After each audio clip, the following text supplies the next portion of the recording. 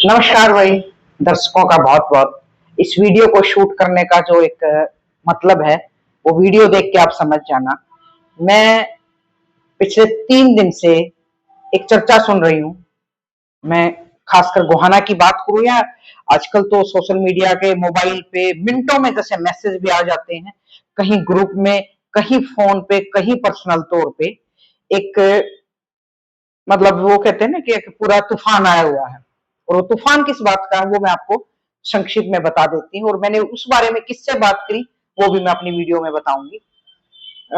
140 साल हो गए हैं कांग्रेस के स्थापना दिवस पर, और इस बार 5 अप्रैल को सरदार वल्लभ भाई पटेल की 150वीं जयंती, महात्मा गांधी के 100 साल उसके पूरे होने में, वो कांग्रेस के जब अध्यक्ष रहे हुए थे।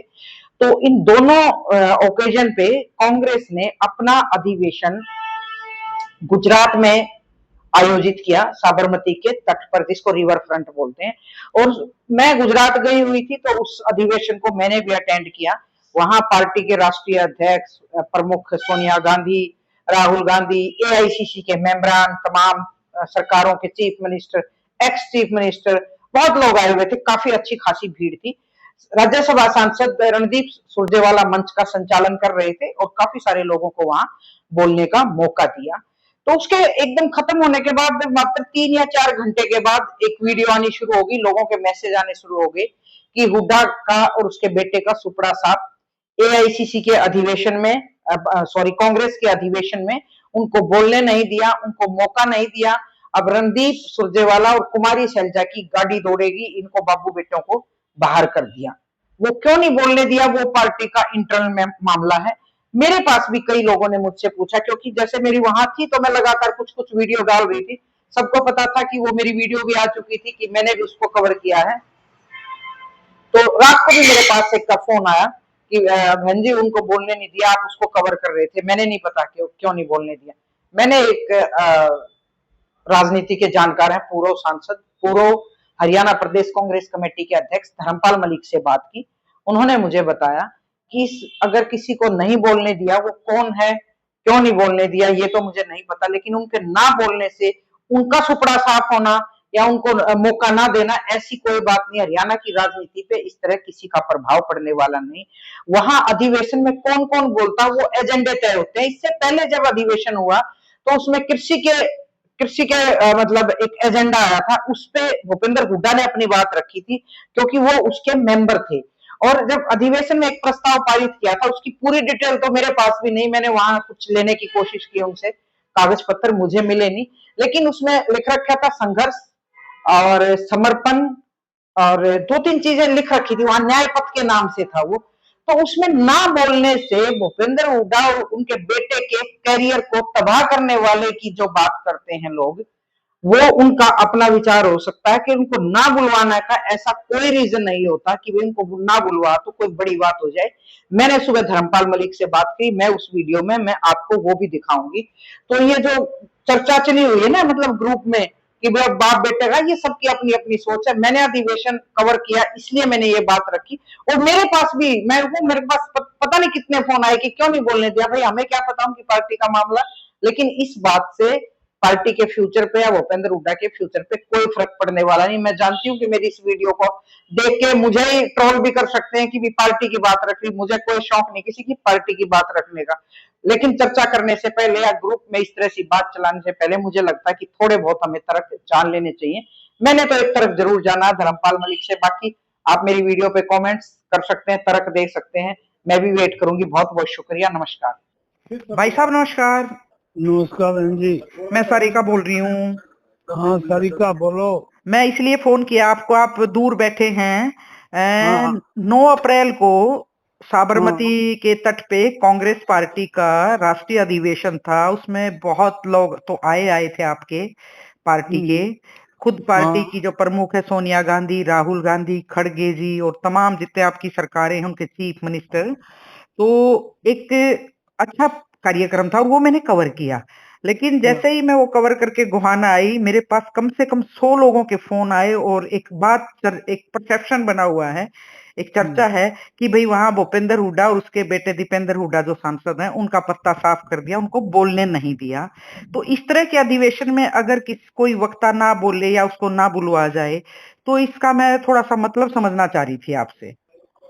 नहीं देखिए सारिका, ऐसा कुछ नहीं है, जी क्योंकि जो ये सालाना होते हैं वैसे जी अब थोड़ा कई साल के बाद होने लगे। हाँ जी मैं प्रेसिडेंट था जी जब मैं फरीदाबाद में जी राष्ट्रीय अधिवेशन हुआ था। जी हमारे संविधान में भी है जी कि राष्ट्रीय अधिवेशन होगा हर साल। हम्म। उसमें हिंदुस्तान के जो सीनियर कांग्रेस के लोग हैं या डेलीगेट्स बनाए जाते हैं जी वो उसको अटेंड करते हैं, खास तौर से एआईसीसी के। ठीक है। और उनमें विषय होते हैं, हाँ जी हाँ जी विषय पर वहाँ डिस्कशन होगी। जी जैसे पीछे जो इससे पहले जो अधिवेशन हुआ था जी उसमें कृषि को एक विषय था बहुत इम्पोर्टेंट, जी और भूपेंद्र सिंह हुड्डा उस कमेटी के चेयरमैन थे। ठीक है उन्होंने अपनी रिपोर्ट भी दी थी। ठीक है। ये इनका इंतजाम मैं कैसे कैसे इनका था, हाँ क्योंकि मैं तो इनवाइटेड नहीं था, हाँ जी हाँ लेकिन जी मैं इसको कोई खास बात नहीं समझता ठीक कि है। बुलवाए नहीं गए या बुलवाए, ऐसा कुछ नहीं होता। जी जी ये लोग जो हैं आज पॉलिटिक्स बहुत ज्यादा उस पर ऊंचे स्तर पर कहो हाँ जी या गिरावट पर कहो जी जी कि हर चीज के मायने अलग अलग निकालते हैं, वरना ये एक नॉर्मल मैटर है, कोई खास बात नहीं है। ओके। तो मैं किसी की बहस भी देख रही थी एक ग्रुप में, तो वो एक दूसरे को मतलब यूं बहस चल रही थी कि भाई बाबू बेटों का पत्ता साफ, पहले इन्होंने पार्टी को बेच दिया। ये इस तरह का भी एक ऐसा माहौल बना जा रहा है। और कांग्रेस पार्टी के ही लोग या वर्कर हैं जिनको मैं जानती हूँ, जिनसे मेरी बात सुनती हूँ मैं। तो मैं एक ये भी चाह रही थी आपसे प्रतिक्रिया कि ये जो बाबू बेटे के का नाम पे एक पूरी लहर चलाई जा रही है, तो उसका क्या असर होगा और क्या लगता है कि मतलब भाई भूपेंद्र हुड्डा और जो दीपेंद्र हुड्डा उनके कुछ पॉलिटिकल उस पे फ्यूचर पे भी कोई असर दिखेगा? देखिए बहन जी, बात यह है हाँ कि राजनीति का सतल डाउन है। जी लोग जो हैं, जो विरोधी होते हैं, विद इन पार्टी भी होते हैं हम्म जिनके इंटरेस्ट क्लैश करते हैं, और जी दूसरी पार्टी भी होती हैं जी जी कोई जी किसी न किसी बहाने से उसको डाउन करने की कोशिश करते हैं। जी जी ये एक चर्चा चला दी, लेकिन मैं ये समझता हूँ जी इसका कोई हरियाणा की राजनीति पर कोई असर नहीं होना चाहिए, जी और ना ही इसका हरियाणा के समाज पर कोई खास प्रभाव पड़ना चाहिए। जी जी क्योंकि राजनीतिक पार्टियों का जो पहला कर्तव्य है जी वो तो ये है कि वो प्रदेश के अंदर विकास की बात करें, जी जी प्रदेश के अंदर क्या आगे भविष्य में क्या होना चाहिए, बिल्कुल बिल्कुल हमारे बिल्कुल। बच्चों का क्या भविष्य होगा, उन हाँ चीजों पर कोई चर्चा नहीं। नहीं, कोई चर्चा नहीं। लेकिन सच में आपने एक बात लेकिन बहुत अच्छी कही कि इतने सारे मुद्दे चले हुए हैं इन दिनों। औरंगजेब की कब्र खोद रखी थी, एक जाट मूवी आ गई है, महंगाई है, गिरती अर्थव्यवस्था पे मैं देखती हूँ इस चीज का कोई जिक्र नहीं है। छोटे स्तर से लेकर बड़े स्तर तक, मैं गुजरात तक घूम के आई, यही बात बाबू बेटा और उनको बुलवाने नहीं दिया। 3 दिन से मैं मतलब, इसलिए मैंने आपको फोन लगाया। नहीं बहन जी, कोई खास बात मैं नहीं समझता है, जी ये जी जी छोटे लेवल की बात है। जी जी और मैं तो ये कहूँगा इसकी बैकग्राउंड में जी दूसरी पार्टियां ज्यादा हैं।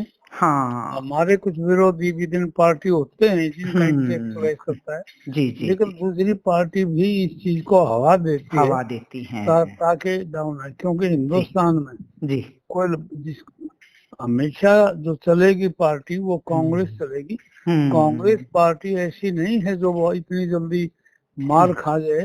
जी जी जी मैं तो ये कहूंगा कांग्रेस जी पार्टी ने, जैसे घास होता है, जी जब जेठ का महीना होता है खूब गर्मी होती है तो जी सूख जाता है, जी जी और सावन की 2 बूंद पड़ते ही वो घास हरी हो जाती है। ठीक यही बात। स्थिति जी कांग्रेस की रही है कभी बिल्कुल से। बिल्कुल बिल्कुल। कई झटके लगे हैं, ये भी जी एक झटका लगा हुआ है। जी लेकिन आप देखोगे कांग्रेस का फ्यूचर बहुत ब्राइट रहेगा। जी और किसी भी, अगर कांग्रेस रूलिंग पार्टी में नहीं है, जी कांग्रेस अगर विरोध में है, हम्म। तो विरोधी पार्टी भी ताकतवर होनी चाहिए, जी ताकि जो शासन कर रहे हैं वो लोग जी घमंडी ना हो जाएं, वो लोग डिक्टेटरशिप पे ना आ जाएं, ना आ जाए। उसको चेक करने के लिए जी चेक एंड बैलेंस की थोड़ी जरूरी है। जरूरी है। एक बात राहुल गांधी ने कही वहां कि भाई अब हम जल्दी ही मतलब गठन करेंगे संगठन का, और सबसे ज्यादा मतलब जो ताकत देंगे हम संगठन में जिला अध्यक्ष और ब्लॉक स्तर पे।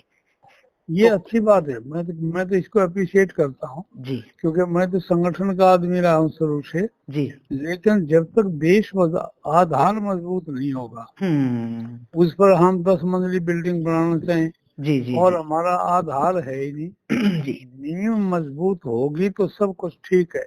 जी जी जी जी और जी ये लोग तो गाइडलाइंस देते हैं, मजबूती ब्लॉक स्तर और जिला स्तर पर आती पर है। ही होती है। बिल्कुल बिल्कुल, बहुत बहुत शुक्रिया धर्मपाल भाई, आपसे हमने बात थैंक की यू, और मैं थैंक इसको कवर करूंगी और मैं कोशिश करूंगी कि सब तक आपकी बात जाए, सब तक जो आप सोचते हैं। यू, शुक्रिया थैंक शुक्रिया यू। शुक्रिया।